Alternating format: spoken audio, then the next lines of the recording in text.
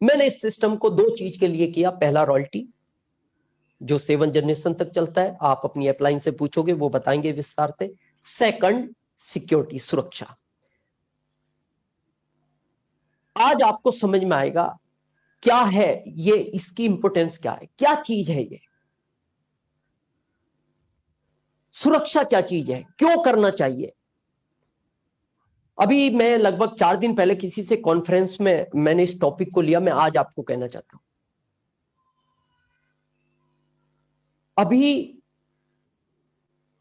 Suddenly लगभग 3 महीने पहले की बात है, हमारे रतलाम के अंदर एक रोड लाइन ट्रांसपोर्ट है, जिनके पिता इस दुनिया में नहीं है। उनके 2 बेटे थे, एक लगभग 35 साल का था, एक 38 साल का था। दोनों उस रोड लाइंस पे ट्रांसपोर्ट पे बैठते थे और बहुत बड़ा ट्रांसपोर्ट था, बहुत समय से चलता है। इस महामारी के दौर में दोनों इस दुनिया से चले गए। वो जिस जगह है, उनके शोक में 3 दिन तक वो मार्केट नहीं खुला। सन्नाटा छा गया उस क्षेत्र में। लोगों ने पूछा क्या हुआ, तो बोले दोनों भाई चले गए। प्रश्न ये नहीं है अब जो इस महामारी में होना था, गए करोड़ों लोग हैं, ये चले गए। प्रश्न ये है कि इनके परिवार को कौन चलाएगा, कौन देखेगा।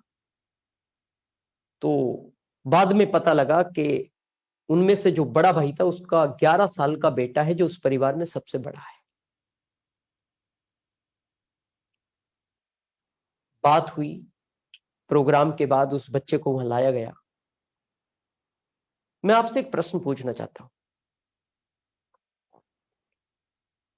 11 साल की उसकी उम्र है, उसको कोई ज्ञान नहीं है उस ट्रांसपोर्ट के नॉलेज का। उसको जो स्टाफ बताएगा वो करेगा, उससे गलतियां भी होगी, हो सकता है नुकसान भी हो।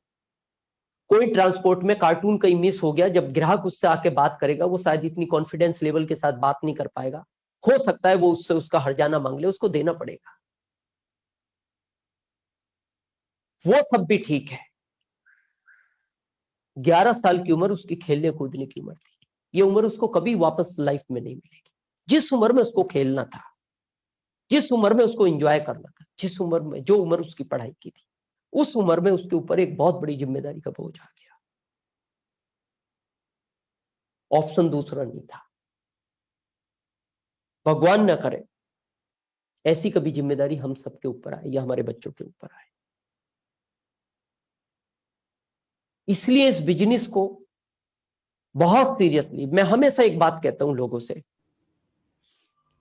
मत करना आरसीएम, लेकिन कभी घर जाके एक बार सीरियसली, कभी रात को लेट पहुंचो या रात को लेट उठो, एक बार आप अपने परिवार को ध्यान से देखना तो सही।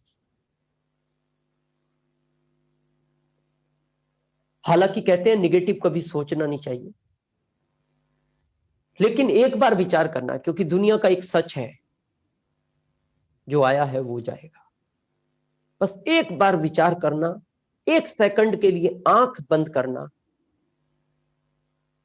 और एक बार सोचना कि ये आंख कभी किसी दिन मेरी वापस ना खुली, अगर ये बंद ही रह गई,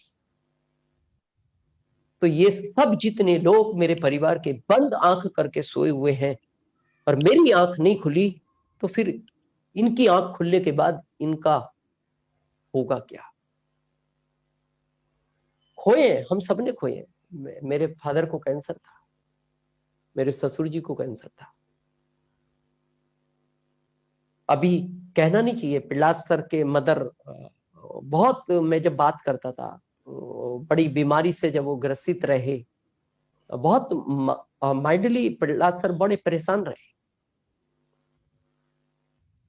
जबकि कहा जाता है कि जो आया है वो जाएगा, निश्चित है। बस मैं इसीलिए कहना चाहता हूं, जिस दिन हम नहीं होंगे, ये सिस्टम काम करेगा, जैसे रवि शर्मा जी के साथ काम कर रहा है, जैसे स्वर्गीय श्री सतीश पंडित जी के बच्चों के साथ काम कर रहा है। लास्ट में मैं एक बात कह के अपनी बात को खत्म करूंगा। अभी मैंने 3-4 दिन पहले किसी कॉन्फ्रेंस में कहा, यहां शायद आपका क्यों का उत्तर आपको मिल जाएगा। एक 13 साल का बच्चा अपने दादाजी को सुबह नाश्ता लेके जाता है, दिन में लंच लेके जाता है, शाम को डिनर लेके जाता है।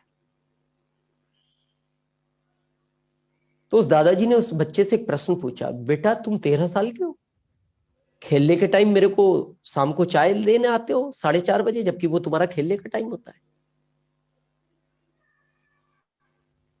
उसने कहा हाँ दादाजी।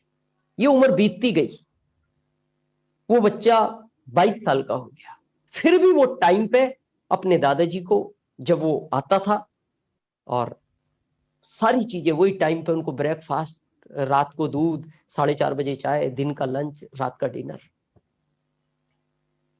दादाजी ने एक बात कही, इस कॉलोनी में बेटा बहुत सारे लोग रहते हैं, तू तो मेरा पोता है, लेकिन मैं तेरे को ऐसे उदाहरण दे सकता हूं जिनको उनका बेटा भी टाइम टाइम पे ये सब कुछ नहीं करता, फिर तू क्यों कर रहा है? उसने एक बहुत सटीक लाइन कही अपने दादाजी से, दादाजी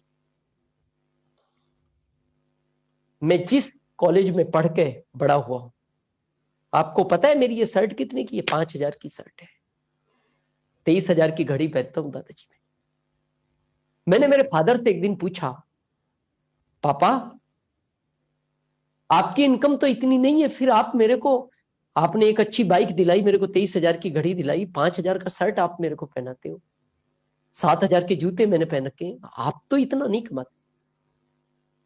तो मेरे पिताजी ने एक ही बात की थी, बेटा जो तू इंजॉय कर रहा है ना, ये तेरे दादाजी ने डायरेक्ट सेलिंग मेथड के अंदर कोई बीज बोया था, और 5 साल अपनी मेहनत से इन्होंने इस वृक्ष को बड़ा किया।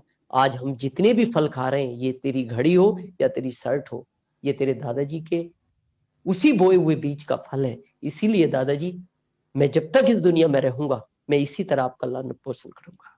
अगर आप चाहते हो कि यहां तो बच्चे भी अपने माता पिता को भूल जाते हैं, अगर आपका पोता भी इसी तरह आपको याद रख के, इसी तरह आपकी लास्ट टाइम पे ध्यान रख के, तो इस सिस्टम को बहुत सीरियसली करें, बिना टाइम खराब किए। मेरा एक अभी नारा चल रहा है, मैं उस नारे के साथ बात खत्म करूंगा। 21 दिसंबर, एक साल बाद, एक साल तक काम क्या करना है, मैं अभी सबको, मेरी जो भी वीडियो कॉन्फ्रेंस होती है, ये मेरा भी एक बिल्कुल फिक्स नारा है। जो आपका सोने का टाइम है 6 से 8 घंटे, क्योंकि अच्छे स्वास्थ्य के लिए 6 से 8 घंटे सोना चाहिए, एक डॉक्टर बोलता है। जितने टाइम आप भोजन करते हो, 10 मिनट, 15 मिनट, 20 मिनट, भोजन को 32 बार चबा के खाना चाहिए एक अच्छे हेल्थ के लिए। ये दोनों काम बिल्कुल आप, जो आपको समय सीमा है उसमें करें, लेकिन उसके बाद एक एक सेकंड, ये साल कीमती है, एक भी सेकंड खराब नहीं होना चाहिए। लिस्ट बनाएं, अप्लायंस से कॉन्फ्रेंस में बात करें, अप्लायंसेस सिस्टम को सीखें, लाइफलाइन को सिखाएं, ये जितने भी ऑफर हैं इन पे काम करें, अपने ग्रोथ पे काम करें। और मैं दावे के साथ कहता हूं, जब भी हम दिसंबर में किसी कॉन्फ्रेंस में मिलेंगे, अगर आज आप वाइटल पर भी हैं, तो आपका टेक्निकल का सेलिब्रेशन होगा।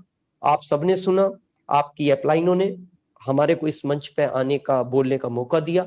आप सबको बहुत बहुत थैंक यू।